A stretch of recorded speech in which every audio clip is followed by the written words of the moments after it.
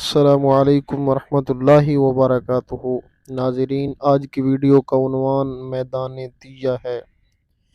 جب فرعون دریائے نیل میں غرق ہو گیا اور تمام بنی اسرائیل مسلمان ہو گئے اور حضرت موسیٰ علیہ السلام کو اطمینان ہو گیا تو اللہ تعالیٰ کا حکم ہوا کہ آپ بنی اسرائیل کا لشکر لے کر ارض مقدس یعنی بیت المقدس میں داخل ہو جائیں۔ اس وقت بیت المقدس پر قوم عمالقہ کا قبضہ تھا، جو بدترین قسم کے کافر تھے اور بہت طاقتور جنگجو اور نہایت ہی ظالم لوگ تھے۔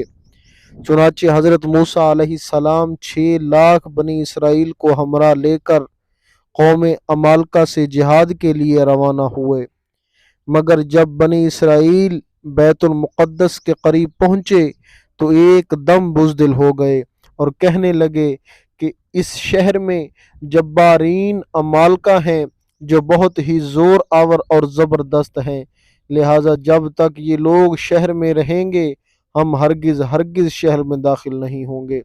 بلکہ بنی اسرائیل نے حضرت موسیٰ علیہ السلام سے یہاں تک کہہ دیا کہ اے موسیٰ، آپ اور آپ کا خدا جا کر اس زبردست قوم سے جنگ کریں، ہم تو یہیں بیٹھے رہیں گے۔ بنی اسرائیل کی زبان سے یہ سن کر حضرت موسیٰ علیہ السلام کو بڑا رنج و صدمہ ہوا اور آپ نے باری تعالیٰ کے دربار میں یہ عرض کیا کہ ترجمہ: اے میرے پروردگار، مجھے اپنے اوپر اور میرے بھائی پر اختیار ہے، لہٰذا تو ہم کو ان نافرمانوں سے الگ رکھ۔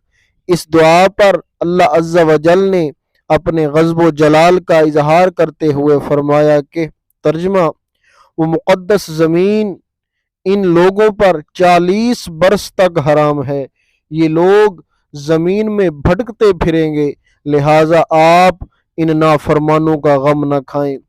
اس کا نتیجہ یہ ہوا کہ یہ 6 لاکھ بنی اسرائیل ایک میدان میں 40 برس تک بھٹکتے رہے مگر اس میدان سے باہر نہ نکل سکے۔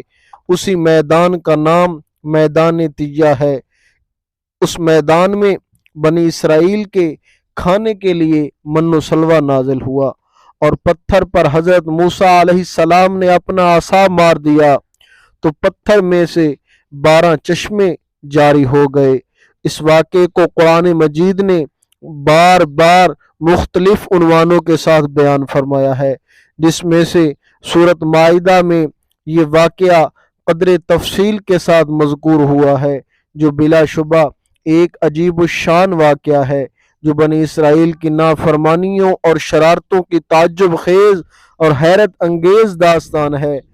مگر اس کے باوجود بھی حضرت موسیٰ علیہ السلام کی محبت و شفقت بنی اسرائیل پر ہمیشہ قائم رہی کہ جب یہ لوگ میدان تیہ میں بھوکے پیاسے ہوئے تو حضرت موسیٰ علیہ السلام نے دعا مانگ کر ان لوگوں کے کھانے کے لیے من و سلوہ نازل کرایا اور پتھر پر عصا مار کر 12 چشمے جاری کرا دیے۔